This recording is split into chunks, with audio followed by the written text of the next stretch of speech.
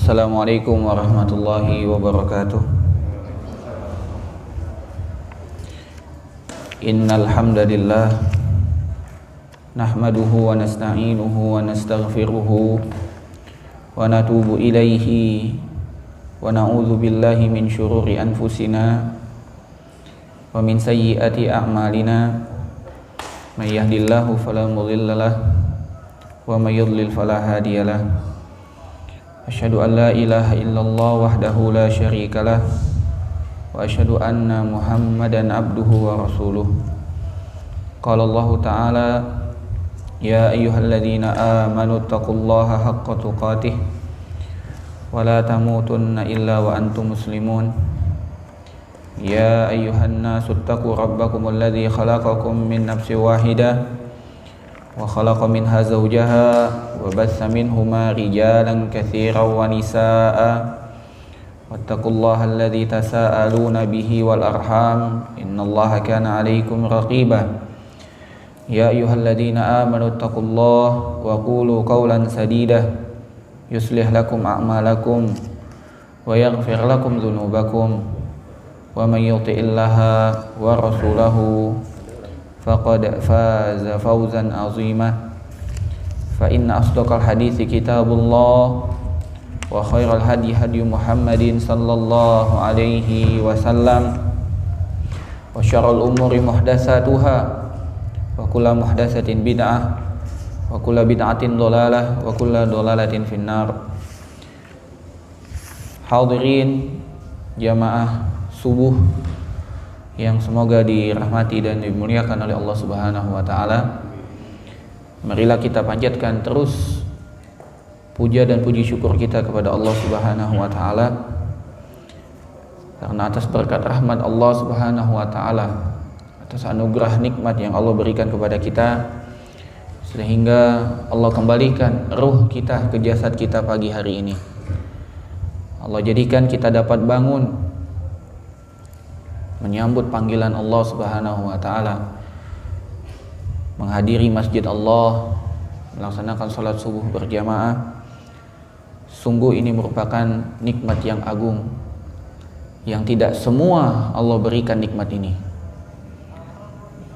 Mari kita bandingkan, Pak, total jumlah rumah yang ada di perumahan ini dengan total jamaah yang hadir ke masjid ini, maka dapat dipastikan yang hadir jauh lebih sedikit daripada yang ada di komplek ini. Ini menunjukkan bahwasannya yang hadir ke masjid adalah orang pilihan, maka kita harus mensyukuri nikmat ini, nikmat yang agung yang Allah Subhanahu wa taala berikan. Nabi kita sallallahu alaihi wasallam pernah bersabda, basyiri al-mashina fi dhulam bin nurit tam yaumal qiyamah atau kama qala. Nabi kita Muhammad sallallahu alaihi wasallam pernah bersabda, berikanlah kabar gembira bagi orang-orang yang berjalan di tengah gelap gulita dengan cahaya yang terang benderang, cahaya yang sempurna di hari kiamat. Maka para sahabat pun bertanya, siapa yang berjalan di tengah gelap gulita ya Rasulullah? Mereka itu adalah orang yang mendatangi sholat subuh. Semoga kita yang hadir di masjid untuk mendatangi sholat subuh diberikan cahaya yang sempurna nanti di hari kiamat. Ketahuilah bahwasanya di hari kiamat seseorang akan mendapatkan cahaya sesuai dengan amalnya, Pak. Apabila amalnya kurang, maka dia tidak mendapatkan cahaya, gelap baginya, Pak. Gelap. Ya. Dan sangat mengerikan di hari kiamat kita tidak memiliki cahaya, sangat mengerikan, Pak. Ya. Sangat-sangat mengerikan. Kemudian Nabi kita Muhammad SAW juga pernah bersabda, raqatal fajri khairum minad dunya wa ma fiha. 2 rakaat yang dikerjakan sebelum sholat subuh, itu sholat qobliyah subuh, khairun minad dunya wa ma fiha, lebih baik daripada dunia dan seisinya. 2 rakaat sebelum sholat subuh lebih baik daripada dunia dan seisinya. lebih baik daripada mobil, lebih baik daripada rumah, lebih baik daripada yang paling bagus di dunia ini, lebih baik. Bahkan semua dunia dibandingkan dengan 2 rakaat sebelum sholat subuh lebih baik, Pak. Dan kita tahu bahwasanya amalan sunnah tidak bisa mengalahkan amalan wajib. Bagaimana lagi pahala yang disediakan bagi orang yang sholat wajib, yaitu sholat subuh berjamaah, Pak. Kalau sholat sunnahnya saja lebih baik daripada dunia dan seisinya, maka bagaimana pahala sholat subuhnya sendiri. Semoga dengan kita mengetahui hal-hal ini, kita makin bersemangat, istiqomah, dan semakin yakin dengan ganjaran pahala yang besar di sisi Allah. Sesungguhnya pahala balasan akhirat itu semua adalah perkara gaib, perkara gaib, perkara yang tidak kasat mata, perkara yang tak terlihat. Dan orang mukmin itu percaya dengan hal yang tak terlihat, Pak. Hal gaib itu orang mukmin percaya. Allah memberikan sifat bagi orang beriman, bagi orang mukmin, bagi orang bertakwa di dalam Al-Baqarah ayat 2 sampai ayat 3. Alif Lam Mim zalikal kitabu la raiba fi hudal lil muttaqin. Siapa orang yang muttaqin, orang yang bertakwa itu? Alladzina yu'minuna bil ghaib, yaitu mereka yang beriman dengan perkara gaib. Apa yang dimaksud dengan perkara gaib?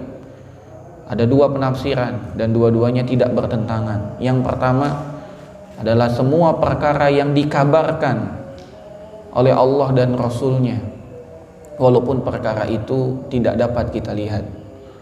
Tentang kabar-kabar umat sebelum kita, tentang ganjaran pahala, tentang surga, tentang neraka, tentang hikmah-hikmah dari syariat-syariatnya. Itu semua gaib, karena tidak semua amalan kita tahu hikmahnya. Itu perkara yang gaib, tapi kita yakin semua perintah Allah, semua perintah Rasul pasti baik. Kita beriman itu. Yang kedua, yang dimaksud dengan al-ghaib adalah Allah Subhanahu wa taala. Kita beribadah kepada Allah yang gaib, yang tidak kasat mata, yang tidak terlihat ini, seakan-akan kita betul-betul mengetahui Allah itu ada di hadapan kita. Dan ini sesuai dengan sabda Nabi SAW yang dikenal dengan rukun ihsan, yaitu dengan ihsan. Di agama kita ini ada 3 rukunnya, Pak. Rukun Islam, rukun iman, rukun ihsan. Apa yang dimaksud dengan rukun Islam? Ada 5 kita hafal. Apa yang dimaksud dengan rukun iman? Ada 6 kita hafal. Apa yang dimaksud dengan rukun ihsan? Nabi SAW bersabda, anta'budallaha ka'annaka tarahu. Engkau beribadah kepada Allah seakan-akan Allah hadir di hadapan kita. Fa in lam takun tarahu, tapi kalau kita memang tidak mampu melihat Allah, ya, fa in lam takun tarahu fa innallaha yaraka. Ketahuilah Allah melihat kamu. Jadi kita beribadah kepada Allah ra'yal ain, seakan-akan kita betul-betul melihat Allah Subhanahu wa taala. Sehingga kita salat kita ingin indah, ingin bagus, ingin khusyuk, ingin tenang, ingin nikmat. Ketika kita berinfak, tidak ada lain yang kita inginkan dari ucapan terima kasih, doa dan lain sebagainya, tapi kita betul-betul yakin balasan pahala di sisi Allah. Ketika kita berbuat baik dengan tetangga, tidak ada embel-embel kita ingin disenangi oleh tetangga, ikhlas karena Allah Subhanahu wa taala, karena kita tahu Allah hadir. Innallaha la yudhi'u ajral muhsinin. Allah tidak mungkin menelantarkan perbuatan baik orang yang mengajarkan perbuatan baik. Ini yang dimaksud dengan alladzina yu'minuna bil ghaib, yang beriman dengan perkara gaib. Dan dua-dua penafsiran ini tidak bertentangan, ya, saling menguatkan satu dengan yang lain. Maka semoga dengan kita mengetahui keutamaan-keutamaan dari sebuah amalan, kita makin semangat, istiqomah, bahkan kita mengajak keluarga kita, ya, untuk merasakan apa yang kita rasakan.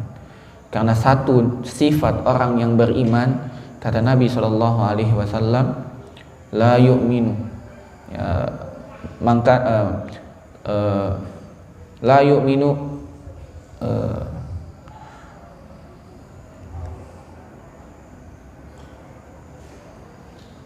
ya, lupa, hilang hadisnya, namun terjemahnya adalah sampai engkau mencintai sampai engkau mencintai untuk saudaramu apa-apa yang engkau cintai untuk dirimu sendiri. Hatta tuhibba li akhihi ma tuhibbu li nafsih hatta yuhibba li akhihi ma yuhibbu li nafsih. Sampai seseorang itu tidak beriman, seseorang la yu'minu ahadukum. Nah, iya benar. La yu'minu ahadukum hatta yuhibba li akhihi ma yuhibbu li nafsih. Tidak sempurna keimanan seseorang sampai ia mencintai untuk saudaranya apa-apa yang ia cintai untuk dirinya sendiri. Kita tahu keutamaan sholat berjamaah, apalagi sholat subuh, begitu besar. Sunnahnya saja lebih baik daripada dunia dan seisinya. Ketika kita merasakan kenikmatan ini, maka tidak sempurna keimanan kita sampai kita ingin saudara kita merasakan apa yang kita rasakan. Itulah orang beriman. Makanya Nabi SAW mengumpamakan orang beriman itu kalbunyan. Ya, al-muslimu alal muslimi kalbunyan. Muslim satu dengan muslim yang lain bagaikan bangunan. Yashuddu ba'duhum ba'do, saling menguatkan satu yang lain. Bayangkan kalau bangunan cuman ada pondasi, nggak ada tembok, nggak jadi bangunan. Bayangkan kalau bangunan ada pondasi, ada lantai, ada tembok, tapi nggak ada atap, nggak sempurna. Bayangkan kalau bangunan ada pondasi, ada lantai, tapi cuman ada atap, nggak ada tembok, yang nggak jadi juga bangunan. Itulah mukmin, itulah muslim, saling menguatkan satu yang lain. Nah, perkara-perkara yang tadi kita sebutkan tidaklah mampu kita dapati, tidaklah mampu kita pahami, tidaklah mampu kita telaah, tidaklah mampu kita resapi kecuali kita belajar, kecuali dengan ilmu. Maka kedudukan ilmu bagi seorang muslim sungguh tinggi, sungguh besar, sungguh agung. Ya, jamaah salat subuh di Masjid Al-Barokah Pak ya, Al-Barkah ya, Masjid Al-Barkah yang semoga dimuliakan dan dirahmati oleh Allah Subhanahu wa taala. Pembahasan kita di pagi hari ini adalah melanjutkan dari yang sebelumnya tentang, kalau sebelumnya keutamaan ilmu, sekarang kita lebih rinci lagi, yaitu dengan kedudukan ilmu dalam kehidupan seorang muslim. Kedudukan ilmu bagi kehidupan seorang muslim. Allah Subhanahu wa taala berfirman di dalam Al-Qur'an, di dalam surat yang mulia, dan surat ini merupakan rukun dari sholat kita. Ya. Tidak sah seseorang sholat wajib, sholat sunnah, sholat apapun, kecuali dia harus membaca surat ini. Surat apa itu Pak? Al-Fatihah. Dikenal dengan Ummul Kitab, dikenal dengan Sab' Masani. Ya, jadi nama-nama Al-Fatihah itu banyak Pak. Di antaranya Ummul Kitab. Ya. Ummul Kitab artinya ibunya kitab, ibunya Al-Quran. Ya. Dikenal juga dengan Fatihatil Kitab, pembukanya Al-Quran, pembukanya kitab. Dikenal juga dengan Sab' Masani, 7 ayat yang berulang. Apa yang dimaksud dengan berulang? Berulang dibaca tiap hari, minimal 17 kali yang wajib, belum ditambah yang sunnah. Coba kita resapi apa yang ada di dalam surat yang agung ini. Di akhir ayat atau di akhir surat, Allah Subhanahu wa taala memberikan kita kesempatan untuk berdoa, Pak. Jadi kalau kita resapi Al-Fatihah, mulai dari awal Bismillahirrahmanirrahim, Alhamdulillahi rabbil alamin, Ar-Rahmanirrahim, Maliki yaumiddin. Ini 3 ayat atau 4 ayat ini berisi tentang pujian kepada Allah Subhanahu wa taala. Dengan menyebut nama Allah yang Maha Pengasih lagi Maha Penyayang, pujian. Alhamdulillahi rabbil alamin, segala puji bagi Allah Tuhan semesta alam. Dikuatkan lagi yang Maha Pengasih lagi Maha Penyayang, Raja yang akan merajai hari pembalasan. Ini pujian, diagungkan Allah Subhanahu wa taala oleh hambanya. Baru setelah itu hambanya diberi kesempatan untuk berdoa. Iyyaka na'budu wa iyyaka nasta'in. Ini penetapan dari hamba. Tidak ada yang lain yang kami minta, hanya kepadamu kami meminta, hanya kepadamu kami beribadah. Penetapan. Ya, baru kita meminta. Jadi salah satu adab dikatakan oleh para ulama tafsir, ketika kita berdoa, dipuji dulu Allahnya, Pak. Diagungkan dulu Allahnya dengan pujian-pujian yang layak untuk disandarkan kepada Allah Subhanahu wa taala. Makanya dalam ayat lain Allah Subhanahu wa taala berfirman, walillahil asmaul husna fad'uhu biha. Allah memiliki nama-nama yang indah, berdoalah dengan nama-nama yang indah itu. Jadi Allah suka ketika kita berdoa memuji namanya. Ya Ghani, Ya Latif, Ya Ghaffar, Ya Jabbar, Ya Rahim, Ya Wadud, Ya Mannan. Kita doa. Contoh saja ketika kita sakit, sebelum kita berdoa kita memuji. Allahumma antas syafi, Allahumma rabban nas, innaka antas syafi. Ya. Kita memuji Allah. Wahai Tuhan sekalian manusia, Engkaulah yang maha penyembuh. Ishfi, la shifaa illa shifaa, sembuhkan, tidak ada kesembuhan kecuali dari kesembuhan darimu. Shifaan la yughadiru saqaman, kesembuhan yang tidak meninggalkan efek samping yang membahayakan. Ini kita memuji Allah. Ya, jadi kalau kita meminta, puji Allah, sebut dengan namanya sesuai dengan yang kita minta. Kita minta rezeki, berarti kita mengatakan Al-Ghani, Ar-Razzaq, Urzuqni. Ya Ghani, Urzuqni, yang maha kaya, yang maha memberi rezeki, berikan aku.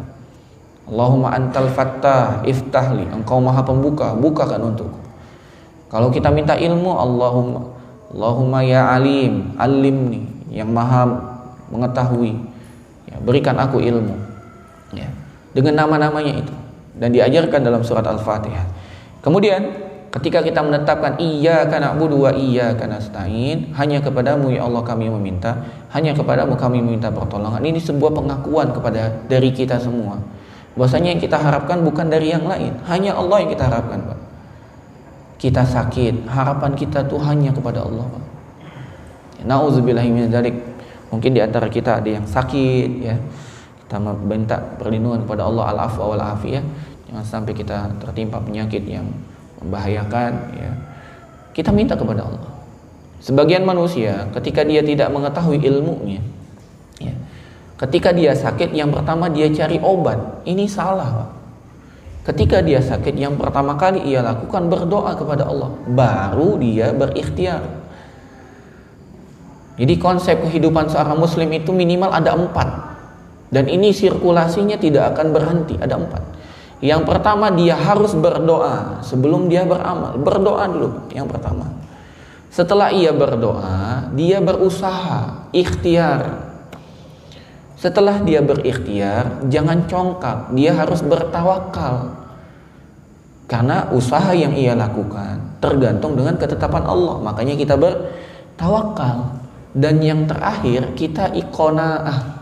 Setelah kita berusaha, kemudian tawakal, dapat hasilnya kita syukuri. Itu namanya qanaah, ridho dengan apa-apa yang Allah berikan untuk kita. Kalau seandainya yang kita dapatkan sedikit, kita bersyukur, sehingga besok kita usahanya lebih besar. Kalau yang diberikan oleh Allah banyak, kita juga bersyukur, sehingga kita bisa berbagi lebih banyak kepada kaum muslimin, kepada keluarga, kepada yang lain. Di 4 putaran ini tidak bisa berhenti dalam kehidupan dan tidak bisa diputar-balikan. Ada orang mengatakan, oh saya qanaah saja tanpa berikhtiar, salah, Pak. Ya. Ada orang juga cuma berdoa tanpa berikhtiar, juga salah gitu. Yang penting kan tawakal. Mana usaha? Ya. Tawakal, salah. Maka 4 hal ini tidak boleh berubah posisinya dan harus seperti itu setiap hari. Doa, ikhtiar, tawakal, qanaah. Doa, ikhtiar, tawakal, qanaah. Begitu. Termasuk ketika kita sakit. Kita sakit, anak kita sakit, istri kita sakit, orang tua kita sakit. Yang pertama kita lakukan doa. Berdoa, baru berikhtiar. Ya, berdoa. Ketika kita sakit, ketika anak sakit, ketika keluarga sakit, ini kan musibah. Maka seketika kita itu juga kita langsung menyandarkan kepada Allah. Kita ucapkan qaddarallahu ma syaa fa'al. Ini takdir Allah, apa yang Allah inginkan pasti terjadi. Baru kita berdoa, ya Allah sembuhkanlah, segera angkat penyakit ini, segera sembuhkan anak saya. Baru berikhtiar, kasih obat ke rumah sakit, ke dokter, baru. Kemudian kita yakin yang menyembuhkan bukan dokter, yang menyembuhkan bukan obat, Allah. Ini ikhtiar saja, tawakalnya kepada Allah. Setelah melihat hasilnya belum sembuh, kita qanaah, berarti usaha lagi besok sampai sembuh. Ini sirkulasinya, ya. Sehingga ketika kita mengatakan iyyaka na'budu wa iyyaka nasta'in, itu adalah penetapan bahwasanya hanya Allah yang menentukan semuanya. Terkait rezeki, kesehatan, anak sekalipun. Kita punya anak, semua orang tua pengen anaknya soleh, Pak. Tapi faktanya apakah semua anak soleh? Belum tentu. Apakah ketika anak tidak soleh berarti orang tuanya juga tidak soleh? Belum tentu juga. Anaknya Nabiullah Nuh tidak soleh, Pak. Nabi Nuh sangat sedih, anaknya gak bisa masuk surga, bahkan anaknya tenggelam di laut Bah, di air Bah. Semua orang ingin orang tuanya mendapat petunjuk, tapi apakah semua ketika anaknya soleh otomatis orang tuanya soleh? Belum tentu juga. Siapa yang lebih soleh dari Ibrahim alaihissalam? Tapi bapaknya kafir. Maka kita menetapkan ini semua ketika kita ingin anak kita soleh, sandarkan kepada Allah. Ketika kita ingin orang tua kita mendapat petunjuk, sandarkan kepada Allah. Ketika kita ingin punya tetangga yang baik, sandarkan kepada Allah. Hanya Allah tempat kita bergantung, Pak. Tidak ada yang lain. Nah, kemudian fokus kita adalah di ayat setelahnya.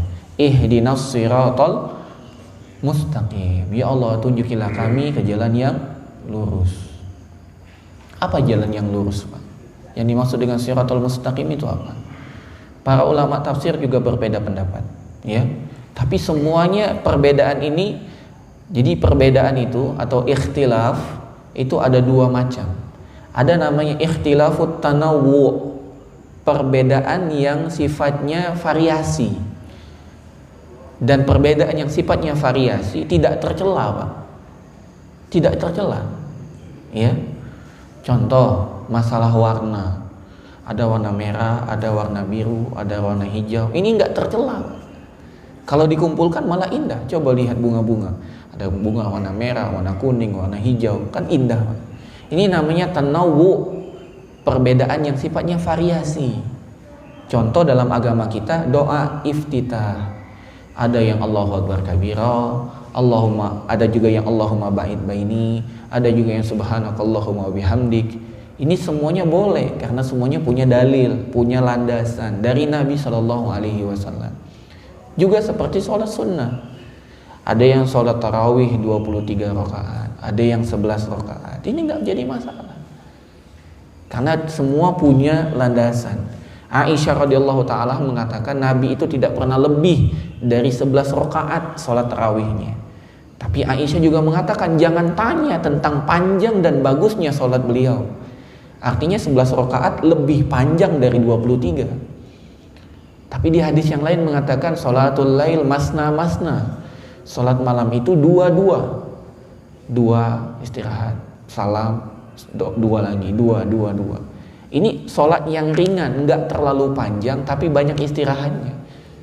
Jadi ketika kita tidak mampu berdiri lama, mungkin ada orang 2 rakaat hampir setengah jam. Kita mungkin nggak mampu. Yang kita minimal 2 rakaat 10 menit. Tapi dibanyakan. Harusnya kan 2 rakaat setengah jam. Berarti kita 6 rakaat setengah jam. Itu maksudnya. Ini yang disebut namanya ikhtilafut tanawwu, perbedaan yang sifatnya variasi, tidak tercela.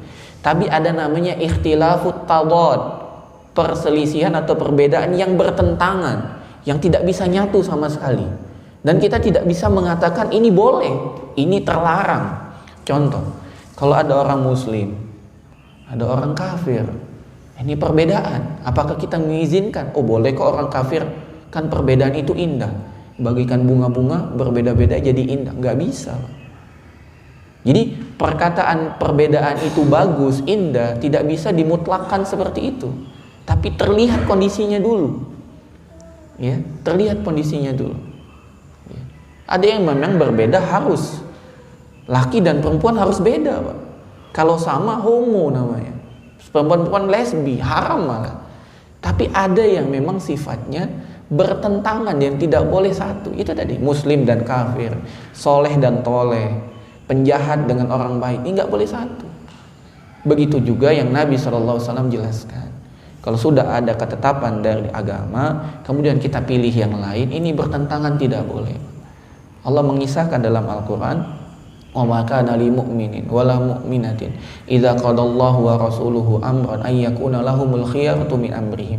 Tidak pantas bagi seorang mukmin dan mukminah ketika Allah Subhanahu wa taala telah menetapkan keputusan, ketetapan, syariat bagi mereka, kemudian dia pilih cara yang lain, pilih petunjuk yang lain. Gak boleh. Udah jelas sholat subuh 2 rakaat, dia bikin 4 rakaat, menyimpang Pak. Gak bisa kita katakan yang penting kan niatnya baik, gak bisa ya, karena harus ada dalilnya. Karena dalam masalah agama kita harus mengikuti Nabi. Karena kalau dalam agama kita nggak mengikuti Nabi, ya apa tujuannya diturunkan Nabi, diturunkan Al-Quran, diutusnya Nabi? Dalam tanda kutip ya abasa, sia-sia jadinya, sudah tidak bermanfaat. Diutusnya Nabi, diturunkannya kitab agar kita ikuti, agar kita menjadikan dia sebagai pedoman hidup kita. Makanya kita meminta ihdinas siratal mustaqim, tunjukilah kami ke jalan yang lurus ya. Yang dimaksud dengan jalan yang lurus ini, sebagian para ulama tafsir mengatakan Al-Quran, As-Sunnah. Apa yang dimaksud dengan jalan yang lurus? Itu yang pertama adalah Al-Quran dan As-Sunnah. Ini yang disebut dengan As-Siratul Mustaqim. Yang kemudian yang kedua, apa yang dimaksud dengan Siratul Mustaqim? Yang dimaksud dengan Siratul Mustaqim, yang dimaksud adalah Al-Islam, adalah Islam itu sendiri ya. Kemudian yang ketiga, apa yang dimaksud dengan Siratul Mustaqim? Yang dimaksud dengan hudan Nabi, petunjuk Nabi SAW. Bahkan disampaikan oleh Imam At-Tabari atau Imam Ibnu Katsir, yang dimaksud dengan Siratul Mustaqim adalah Abu Bakar dan Umar. Siratul Mustaqim adalah Abu Bakar dan Umar. Jadi Siratul Mustaqim itu adalah Abu Bakar dan Umar ya, karena 2 sahabat ini adalah 2 sahabat utama yang dimiliki Nabi SAW. Semua yang disabdakan oleh Nabi SAW diimplementasikan oleh 2 sahabat ini ya. Jadi makna dari Siratul Mustaqim banyak tapi tidak bertentangan. Itu tadi yang kita bahas. Jadi perbedaan itu ada 2, ada namanya tanawwu, variasi. Yang kedua adalah tadad, bertentangan ya. Ketika bertentangan kita harus pilih salah satu. Ketika dia variasi, boleh amalkan yang mana saja. Kadang-kadang kita sholat pakai Allahu Akbar kabira, kadang-kadang pakai Allahumma ba'id baini, boleh Pak. Jangan diidentikan dengan ormas tertentu. Kalau Allahu Akbar kabira, ormas ini. Kalau Allahumma ba'id baini, pasti ormas ini. Jangan ya. Kita tidak sampai ke situ ya.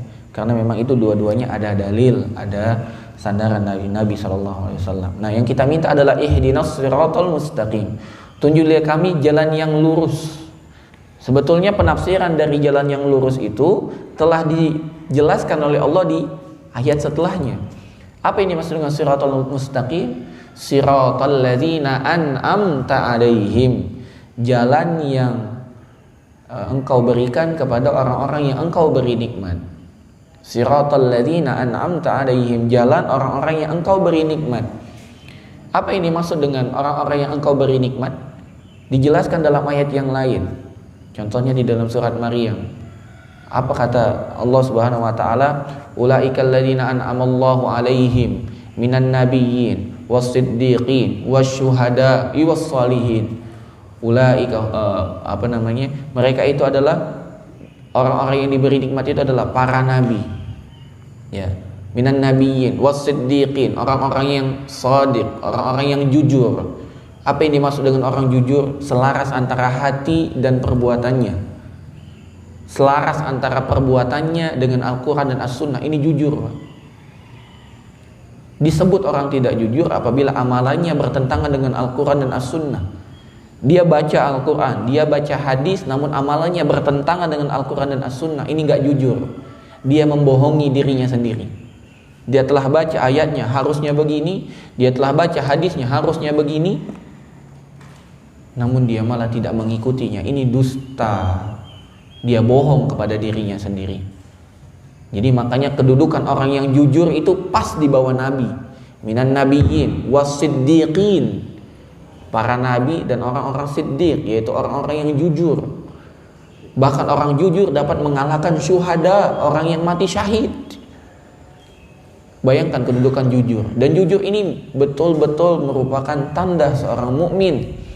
Kata Umar bin Al-Khattab, tidak dikenal dari seorang yang beriman 2 perbuatan atau 2 sifat. Yang pertama adalah bohong, yang kedua adalah khianat Artinya apa? Orang beriman gak pernah bohong, gak pernah berkhianat, selalu jujur, selalu amanah. Ya. Maka apabila kita pernah bohong, pernah khianat, segera koreksi. Itu bukan tanda orang beriman. Ya. Siapa lagi yang disebut dengan orang yang diberi nikmat? Yang pertama adalah Nabi, yang kemudian yang kedua adalah Siddiqin, yang ketiga syuhada, orang-orang yang mati syahid, berjuang di jalan Allah Subhanahu wa taala. Tahukah Bapak-bapak sekalian, jamaah yang semoga dimuliakan dan dirahmati oleh Allah Subhanahu wa taala, berjuang di jalan Allah ini bukan hanya butuh mental, butuh nyali, bukan, Pak. Yang dibutuhkan adalah ilmu dan iman.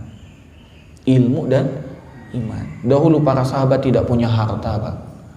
Tapi mereka sangat-sangat bersemangat ketika dipanggil untuk berjihad di jalan Allah. Bahkan anak-anak kecil, anak-anak remaja yang belum cukup umur bersemangat ingin ikuti jihad. Bahkan ketika ada anak remaja usia 14 atau 13 tahun ingin ikut berjihad, tidak diizinkan Nabi. Dia memaksa. Aku harus ikut Rasulullah SAW. Lalu Nabi SAW, kalau begitu gulat dulu. Bergulat dengan orang yang lebih tua dari dia, yang umur 17 atau 18 tahun, yang telah diizinkan oleh Nabi untuk ikut berjihad. Ternyata dapat mengalahkan, sehingga Nabi izinkan untuk berjihad. Ini semangat anak muda. Bagaimana mereka punya semangat seperti ini? Dipupuk dengan ilmu dan iman, diberikan janji-janji surga, berdasarkan Al-Quran dan hadis, tidak dibuat-buat. Sekarang sayangnya orang-orang yang mampu memberikan semangat, pemikirannya menyimpang. Sedangkan orang pemikirannya lurus, tidak ada keinginan untuk memotivasi anak muda, tidak ada keinginan untuk memotivasi keluarganya. Yang memotivasi orang yang menyimpang, ya, seperti teroris dan lain sebagainya, itu memanfaatkan semangat anak muda. Coba kita bayangkan kalau seandainya kita yang mengambil peran, lebih optimal.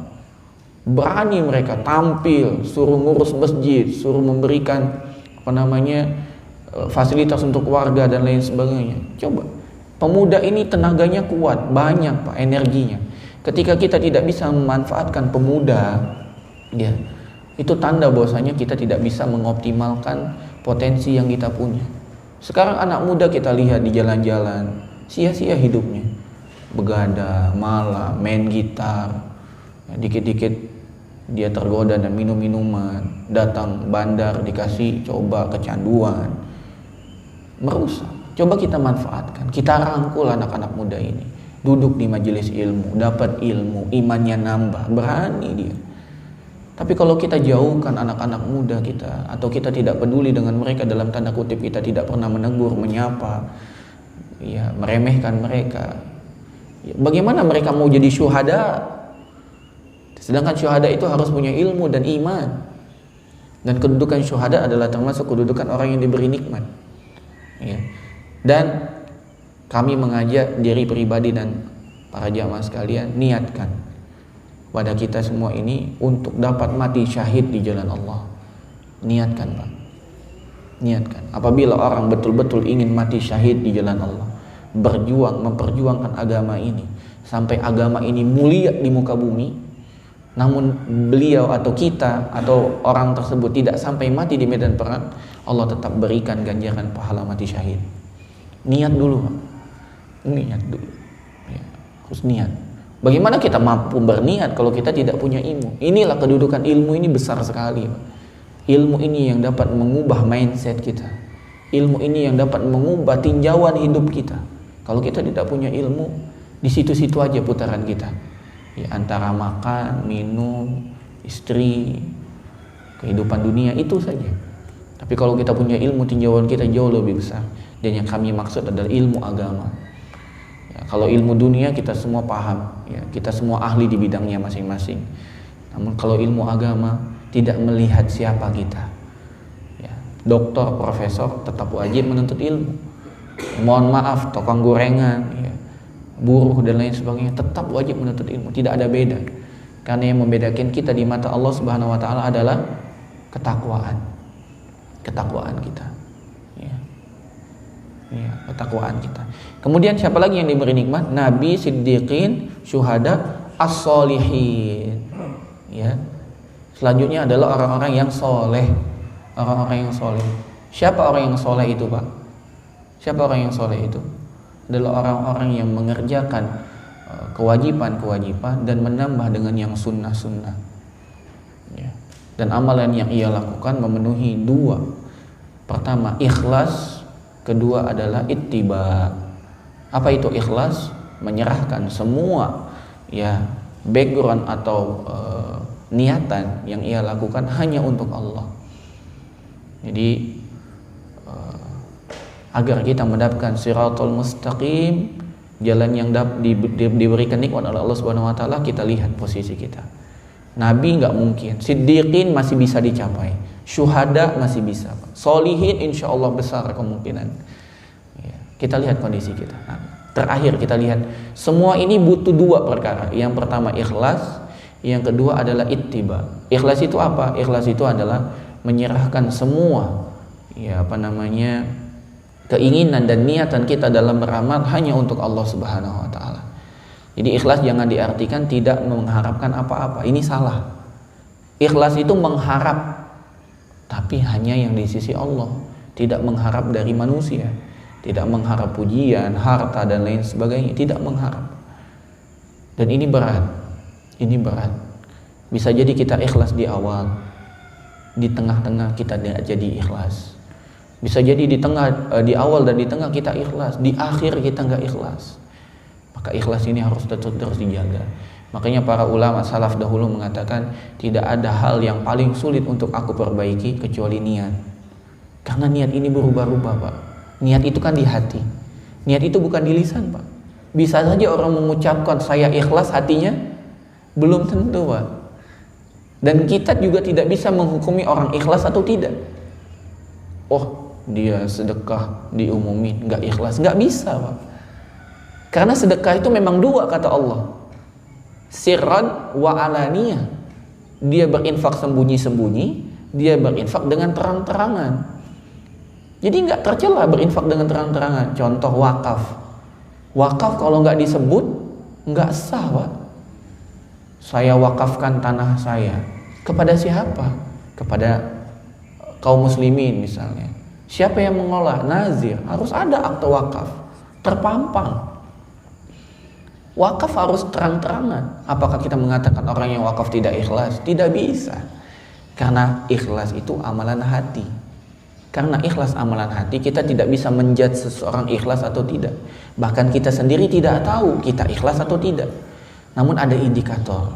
Kalau kita merasa diri kita ikhlas, ketahuilah kita tidak ikhlas. Kalau kita merasa diri kita ikhlas, ketahuilah kita tidak ikhlas. Karena orang beriman itu takut, khawatir amalnya tidak diterima. Makanya dia terus berdoa. Masih ingat riwayat yang disampaikan oleh para sahabat tentang puasa Ramadan? Dahulu para sahabat 6 bulan sebelum Ramadan berdoa agar mereka disampaikan dengan Ramadan. Allahumma ballighna Ramadan. Tapi 6 bulan setelah Ramadan apa doanya? Mereka berdoa 6 bulan, Pak. 6 bulan untuk amalnya diterima. Allahumma taqabbal minna, ya Allah terima amalan kami. Sayangnya kita, dan ini menunjukkan jauhnya kedudukan kita dengan kedudukan para sahabat. Para sahabat 6 bulan doanya Allahumma taqabbal minna, Pak. Allahumma taqabbal siyamana, ruku'ana, sujudana, wa tadarru'ana, wa tilawatana. Kita doanya itu.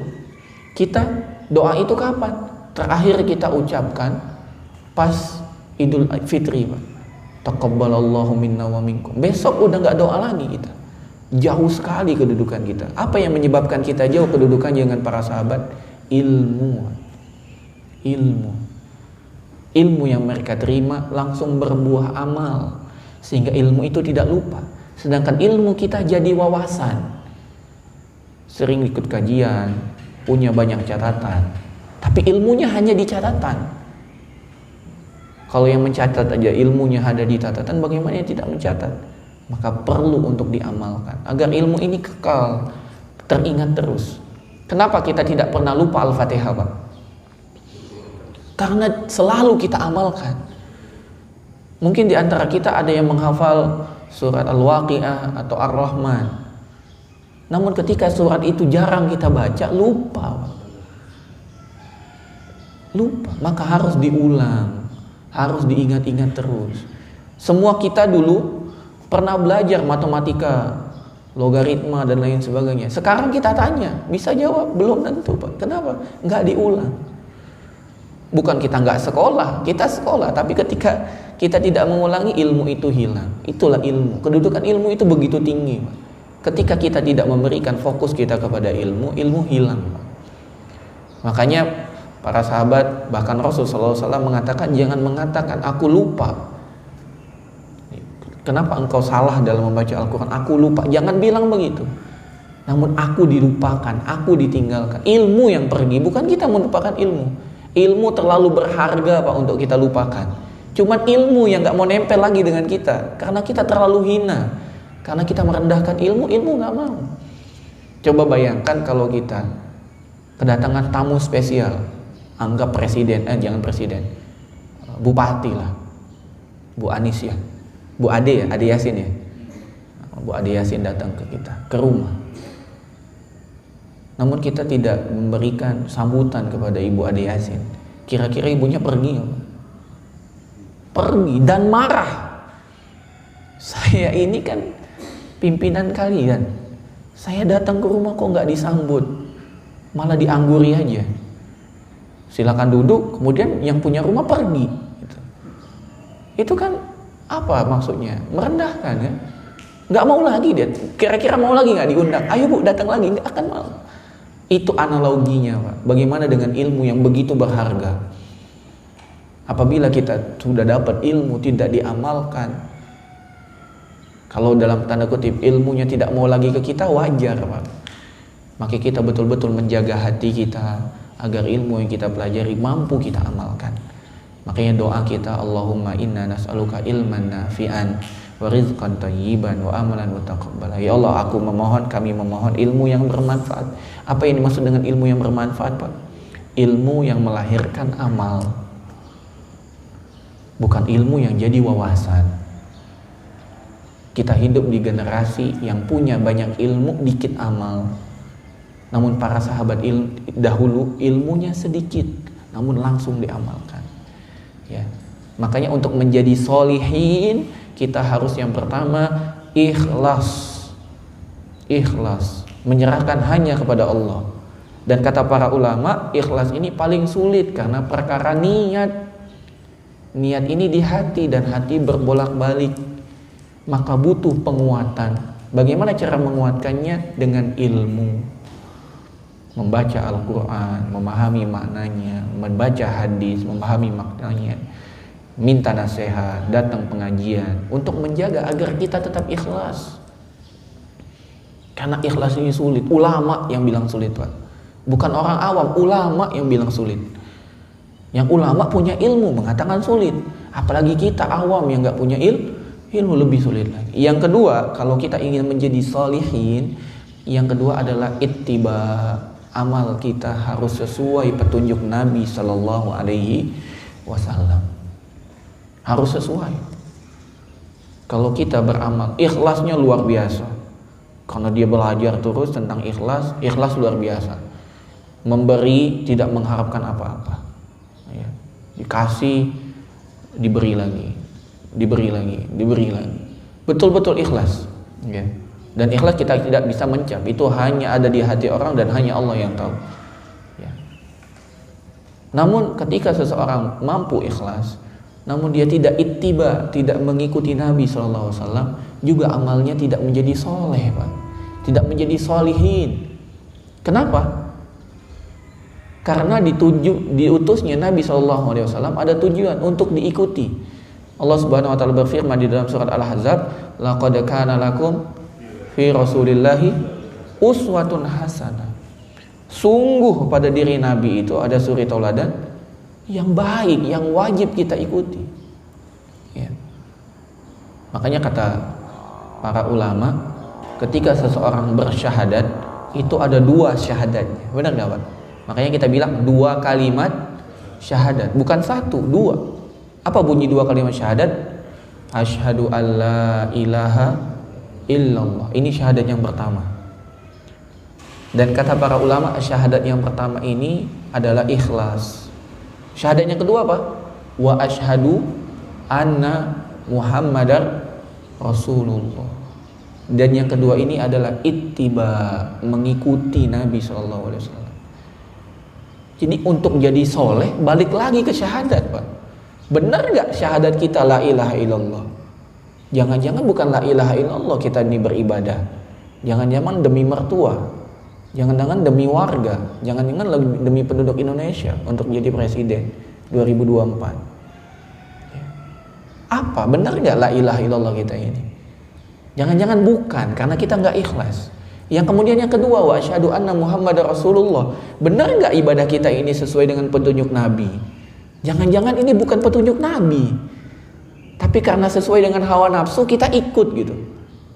Wah, ini mah cakep ini. Menurut siapa? Kita. Menurut orang lain belum tentu. Maka kebenaran itu nisbi kalau disandarkan. Nisbi itu relatif. Kebenaran itu relatif apabila disandarkan kepada personal. Tapi akan menjadi mutlak kalau disandarkan kepada Al-Quran dan hadis. Mohon maaf, dulu sempat rame 10 tahun yang lalu. Ada yang mengatakan, ya, kerudung atau hijab itu bukan yang sekarang kita pahami. Menutup seluruh badan, gitu kan, kecuali muka dan telapak tangan bagi perempuan. Itu bukan makna kerudung, itu bukan makna hijab. Menurut statement orang tersebut, yang dimaksud dengan kerudung atau hijab adalah pakaian terhormat.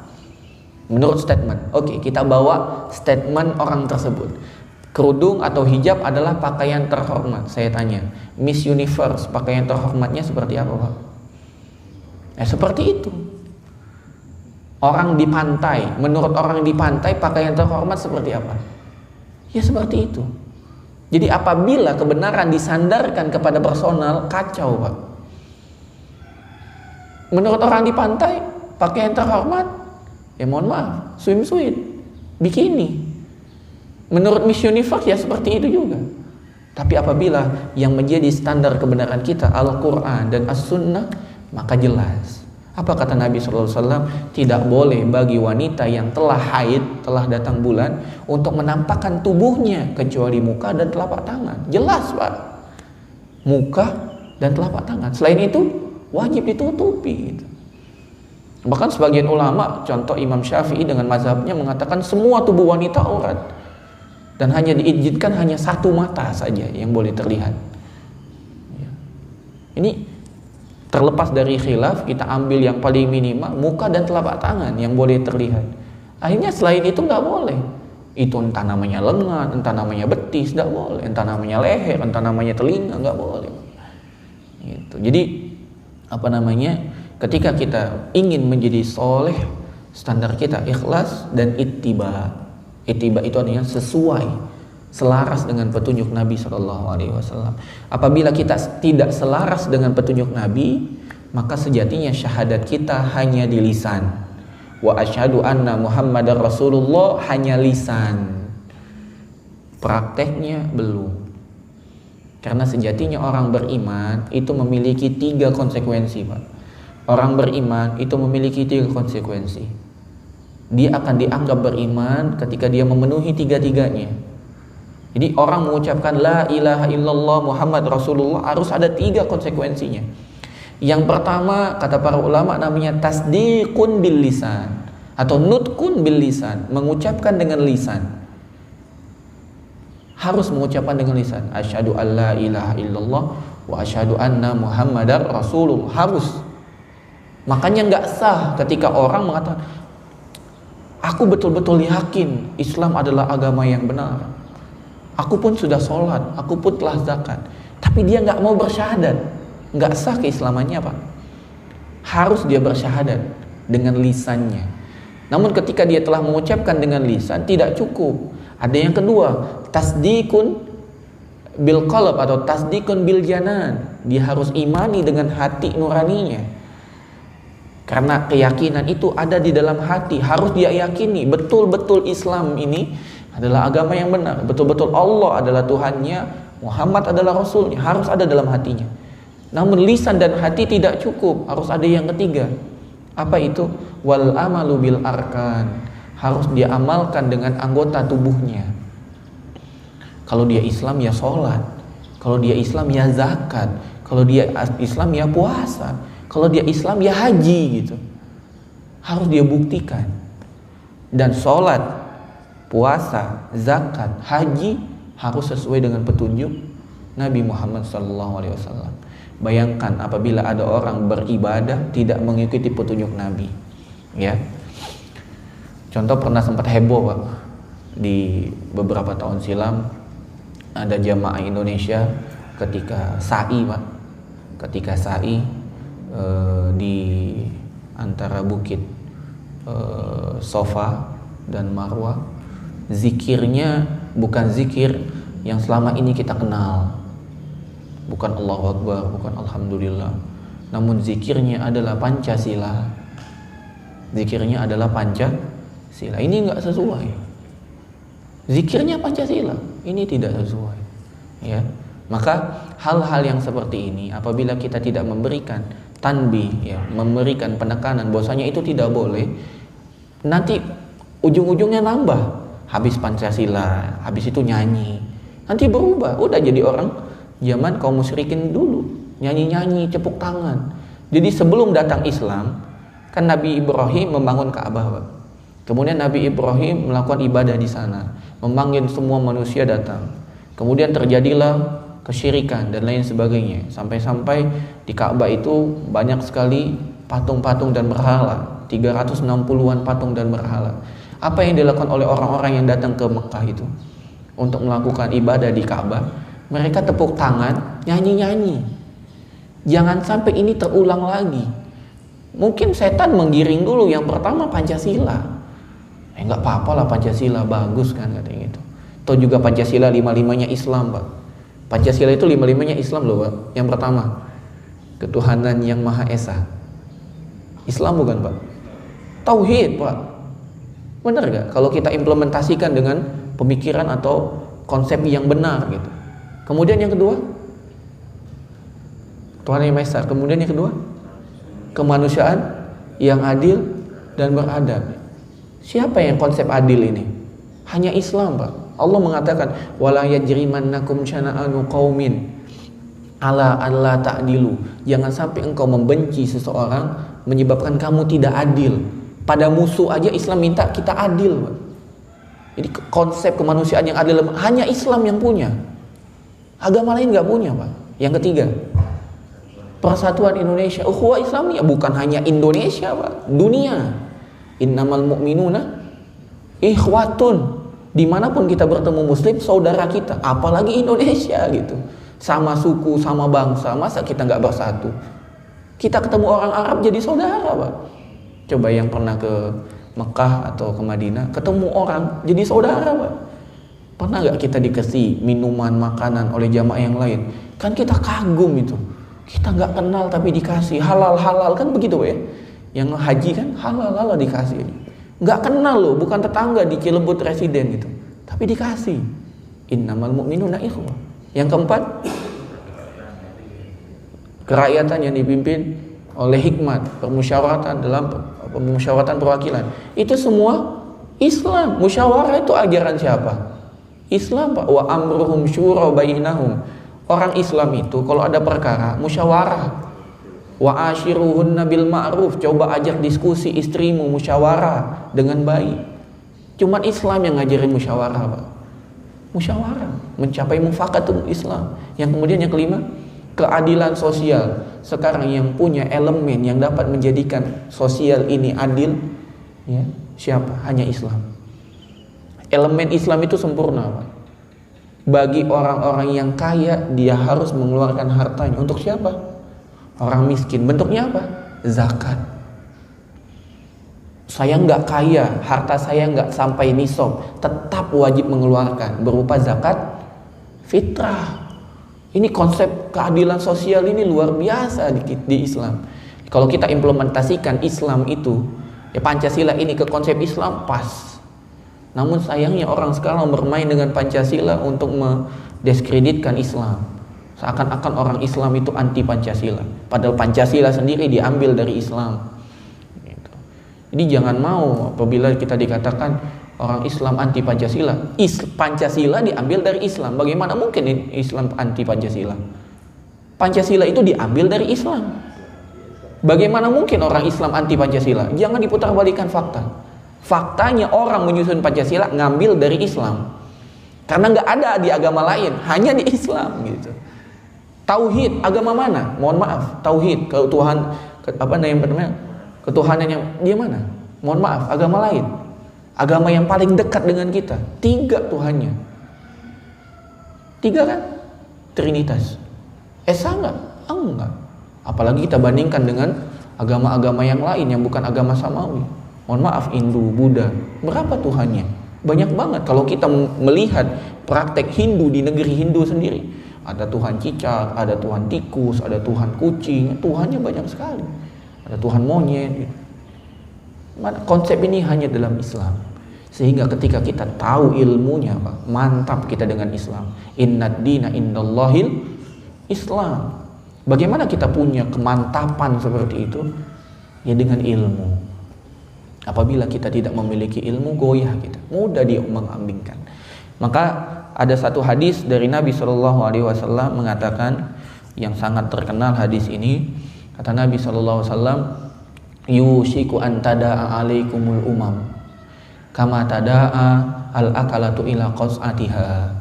Seakan-akan ya kalian itu kaum muslimin ya sebentar lagi akan disantap oleh musuh-musuh kalian, bagaikan nampan yang disantap oleh orang yang ingin memakannya. Nabi SAW mengibaratkan kaum muslimin bagai nampan makanan yang akan dimakan oleh musuh-musuh Islam.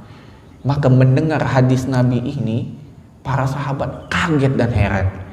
Karena logika para sahabat sesuai dengan fakta yang mereka alami saat ini. Kita sedikit tapi kita dapat mengalahkan Romawi. Kita sedikit kita dapat menghancurkan Persia. Bagaimana mungkin? Apa kondisi nanti di akhir zaman atau di kemudian hari jumlah kaum muslimin lebih sedikit daripada zaman kita ya Rasulullah? Maka para sahabat bertanya, akil abisabi killatin yauma idzin? Apa karena sebab sedikitnya jumlah kita pada hari itu ya Rasulullah? La, kata Nabi, bal antum yauma idzin katsir. Pada hari itu bahkan jumlah kalian lebih banyak daripada sekarang. Bal antum, tapi kata Nabi SAW, karusa isail, namun banyaknya kalian bagaikan buih banjir. Buih banjir banyak apa? Oh, airnya deras banyak buih kan? Tapi apakah buih itu dapat melawan arus? Nggak bisa. Ngikutin apa? Ngikutin arus. Jadi kita nggak punya pendirian. Banyak kaum muslimin tapi mudah diombang-ambingkan. Pertanyaan, kenapa kaum muslimin mudah diombang-ambingkan? Ilmunya tak ada, Pak. Maka kalau mau Islam ini jaya, kalau mau Islam ini kuat, kalau mau Islam ini mayoritas dengan mayoritasnya kekuatannya, ini kan kita ini Islam mayoritas rasa minoritas, Pak. Bulan puasa, hormati yang tidak puasa. Ini logika apa? Bulan puasa, Pak, tagline-nya apa? Hormati yang tidak puasa. Ini maksudnya apa gitu? Kita ini mayoritas 85%. Kenapa kita harus menghormati yang 15% tidak puasa? Kenapa dibalik logikanya gitu? Coba kita pahami. Beberapa tahun atau 1 tahun belakangan kan heboh. Ada orang buka warung siang-siang ditutup. Dibilang yang menutup radikal, Pak. Ini kan logika aneh. Bulan puasa ada buka warung, kemudian warungnya dimarahin karena buka tidak menghormatin kaum muslimin, dimarah. Kenapa menghalangi orang untuk jualan? Bukan menghalangi orang untuk jualan. Ini bulan puasa. Silakan buka kalau sudah sore. Tapi kenapa bukanya tengah hari? Nah, logika-logika ini kenapa terjadi, Pak? Fakta-fakta ini kenapa terjadi? Karena kita ini lemah, Pak. Kenapa kita lemah? Karena kita tidak punya ilmu. Jadi kalau kita ditanya bagaimana kita kembali kuat, maka kata Nabi SAW, baliklah dengan apa yang dahulu kalian punya. Ya, apa yang dulu kita punya? Ilmu, amal, dan iman. Kita punya ilmu, Kita langsung amalkan, dan ketika kita beramal, iman kita naik. Kata Nabi SAW, al-imanu bid'un wa sab'una syu'batan. Iman itu ada 73 bagian, cabang. A'laha kalimatul la ilaha illallah. Yang paling tinggi adalah kalimat la ilaha illallah. Wa adnaha imatatul adza anit thariq. Yang paling rendah adalah menyingkirkan gangguan di tengah jalan. Iman itu bertingkat-tingkat. Ketika kita mampu untuk menyingkirkan gangguan dari jalan, iman kita nambah, Pak. Nambah. Apalagi kita punya la ilaha illallah, iman kita udah tinggi. Tapi la ilaha illallah kita yang benar, yang tadi ikhlas. La ilaha illallah kita yang benar, yang takut bermaksiat. La ilaha illallah juga banyak tingkatannya. Ada yang la ilaha illallah berjudi jalan. Ada la ilaha illallah sholat enggak. Ada la ilaha illallah mukul istri. Ada la ilaha illallah durhaka dengan orang tua. Ini la ilaha illallahnya berkurang, Wak. Enggak sampai derajat yang paling tinggi. Karena kalau dia la ilaha illallah enggak berani dia durhaka dengan orang tua. Kalau dia la ilaha illallah enggak berani nampar istri, Pak.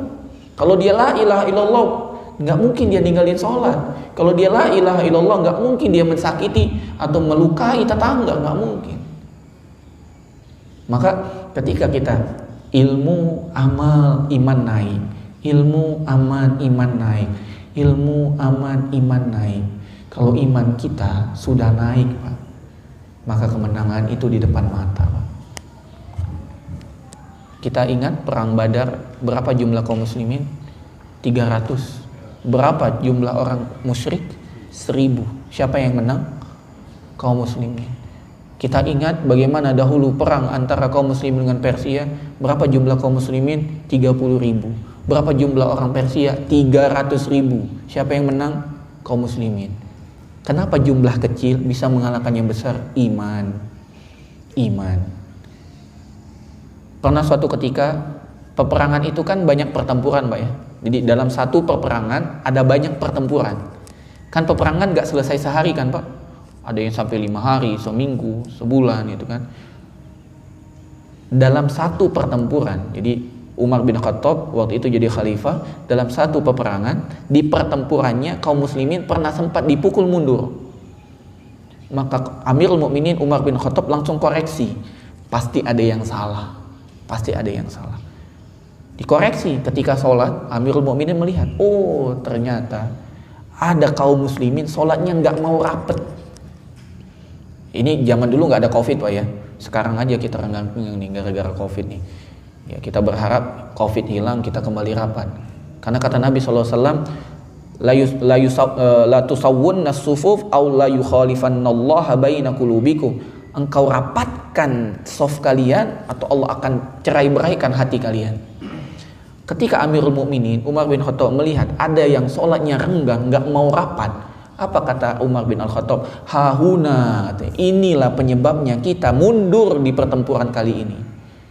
Luruskan atau Allah akan kalahkan pertempuran kita.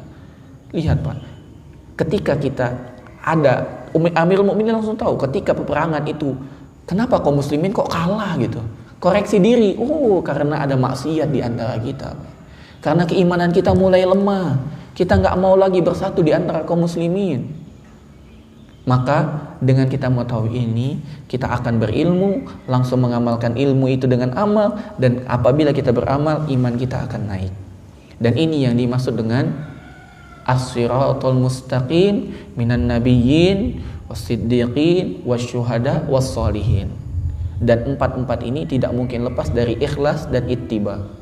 Nabi pasti ikhlas, langsung diajarkan oleh Allah Subhanahu wa taala. Amalannya pun dibimbing langsung. Siddiqin jujur. Tadi salah satu makna jujur adalah selaras antara Al-Qur'an dan As-Sunnah. Apabila ada orang tidak sesuai dengan Al-Qur'an dan Sunnah, dia dusta untuk dirinya sendiri. Syuhada juga sama. Ada kisah yang menarik. Kata Nabi SAW, awalu ma tusa'aru bihin nar. Ada 3 kelompok yang pertama kali akan dibakar di api neraka. Pertama kali ada 3 kelompok. Di antaranya yang pertama adalah alim, qari, orang yang berilmu, pandai baca Quran. Alim, qari, tapi kok masuk neraka ya? Bahkan pertama kali masuk neraka. Maka didatangkan oleh Allah Subhanahu wa taala. Kemudian disebutkan, bukankah engkau ini, bisa itu, bisa ini, bisa itu, dan mengatakan fa'arafahu ni'amahu. Dan dia mengatakan iya, betul. Kemudian ditanyakan, apa yang menjadi motivasi kamu beramal? Apa kata orang tersebut? Amal tufika ya Allah, aku beramal karena engkau ya Allah. Apa kata Allah? Kadzabta, engkau dusta. Sejatinya engkau melakukan tersebut, ngaji, ngajarin, berilmu, jadi alim, ulama, jadi ahli qari, baca Quran. Kenapa? Untuk disebut sebagai qari, untuk mendapat gelar alim, untuk mendapat gelar ustadz, ulama, dai, syekh. Dan engkau telah dapatkan panggilan itu di dunia. Kemudian diseret di atas wajahnya dan dicemplungkan dalam api neraka. Kenapa mereka masuk neraka, Pak? Walaupun punya ilmu, ikhlasnya nggak punya. Yang kedua adalah syahid, orang yang mati syahid. Didatangkan, disebutkan oleh Allah, bukankah engkau berjuang begini, menang perang segala macam sampai akhirnya engkau terbunuh? Dia mengatakan dia mengatakan iya, betul ya Allah. Kemudian Allah mengatakan kepada dia, apa yang menjadikan landasan kamu beramal tersebut? Dia mengatakan, ya aku berjuang di jalanmu ya Allah. Apa kata Allah? Kadzabta, engkau dusta. Tapi engkau berjuang untuk disebut sebagai pemberani, pahlawan, orang yang hebat, dan engkau telah dapatkan gelar itu di dunia. Kemudian diseret di atas wajahnya, dimasukkan api neraka. Yang ketiga, dermawan, Pak. Tidak ada satupun kebaikan kecuali ada hartanya, tapi masuk neraka, dipanggil lagi. Bukankah engkau berdamar ini. Dia mengatakan betul ya Allah. Apa motivasimu? Dia mengatakan untukmu. Allah mengatakan kadzabta, engkau dusta.